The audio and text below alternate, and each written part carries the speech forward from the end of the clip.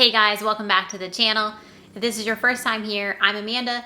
Please consider hitting that subscribe button or tapping that bell for notifications so that you'll be the first to know when a new video is uploaded each and every week.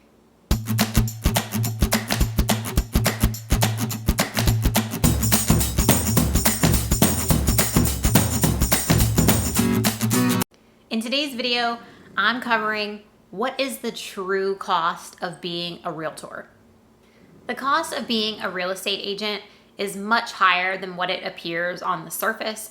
And not too long ago, I did a video on what fees to expect when you are becoming a real estate agent. I'll link that up here if you want to go back and check that out. But today I want to talk about what are the true costs of actually being in real estate. And it's very easy, even for us as real estate agents, to see, oh wow, the commission on this is going to be, thousands of dollars. But is it really? The answer is no. Everyone is going to be taking a little piece of your commission, and you really have to monitor what you're actually bringing in versus what you're putting out so that you make sure your bottom line is green and not in the red. So you've gotten your license. You are up and running, you're ready to go, ready to start selling real estate. What other fees and expenses can you expect as part of running your business? The first one, as soon as you think you're going to have a listing, you are definitely going to want to get some signs made. So signs can really range greatly in terms of expense. My recommendation would be don't go super cheap because they're just going to wear out and then you're going to spend money down the road replacing them. But you also don't have to spend tens of thousands of dollars, which is definitely an option out there to get, the most fancy sign, custom design out there. Find like middle of the road for your signs. In addition to signs, if you are getting ready to take a listing, you will definitely need a lockbox in order for agents to access that listing. You're also going to need shoe covers, a box for the shoe covers, preferably some type of trash can to put the used shoe covers in. There's going to be the cost of paying the photographer to come and shoot the listing. You have the cost of floor plans, you have the 3D tour, you have the cost of installing the signpost. You have your cost of traveling back and forth to the listing, meeting with the sellers, and getting it actually prepared to go on the market. All of these are paid up front, and eventually when you sell the house, they will come out of your commission, or they should come out of your commission. You want to, when you get your commission check, back all of these expenses out so that you know exactly what your bottom line profit is on that listing. Speaking of your commission check, everyone's going to take a little piece before that check actually comes to you. So you have your gross commission, and you are most likely going to be paying something to your broker, even if you're at a 100% brokerage. I use that in quotes because it's not 100%, but we can talk about that another time. But even if you're at a brokerage where you're 100%, but you're paying a monthly fee or you're paying a transaction fee, that's going to come out of the gross commission. Then the biggest portion that you need to be taking out of your commission is Uncle Sam. Uncle Sam wants his money every time, and he wants a lot of money.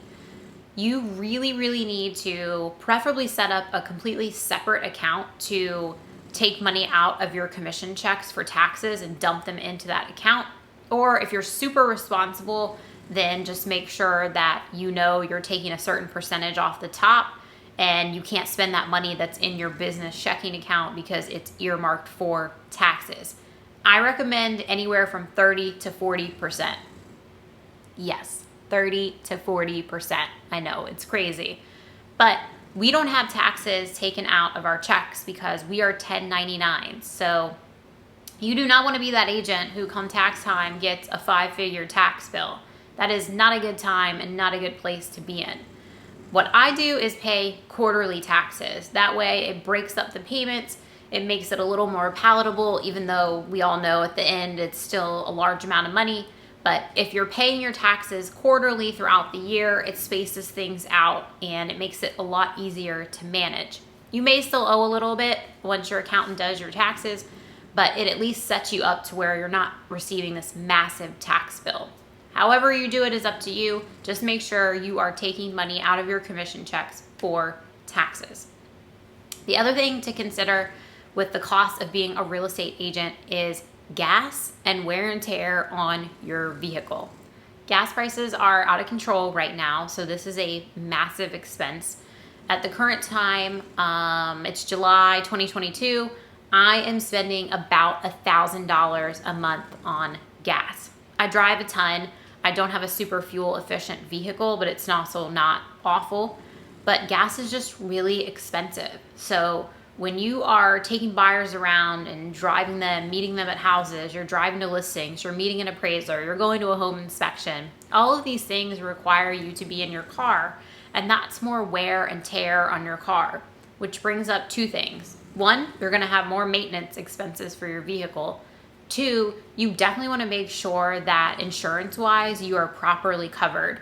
So as soon as you become a licensed real estate agent, be sure to reach out to your insurance company. Let them know what your new profession is so that you make sure they can let you know if you need to make any changes in order to properly cover your vehicle. Other costs associated with being a realtor that maybe aren't as large as some of the ones that we've gone over, but they still factor into your bottom line. You may need a CRM. You may need some type of accounting software like a QuickBooks.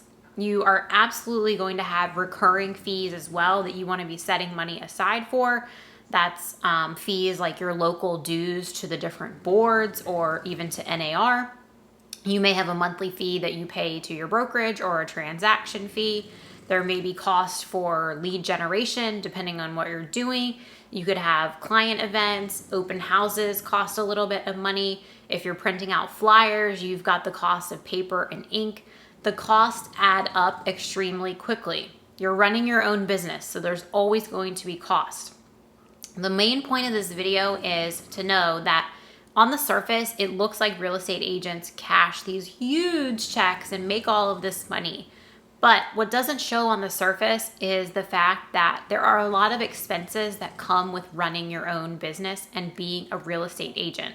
So make sure that you're accounting for them, setting money aside as needed for the different recurring fees and definitely for taxes, so that at the end of the day, you are keeping your bottom line in the green and staying far away from the red. If you have any questions about what the true cost of being a real estate agent is, please don't hesitate to reach out. You can drop me a comment below, or you can always find me on Instagram. I'm at Amanda S. Davidson. Thank you all for tuning in. And as always, if you consider giving me a like or even a subscribe, I would greatly appreciate it. Until next week, take care.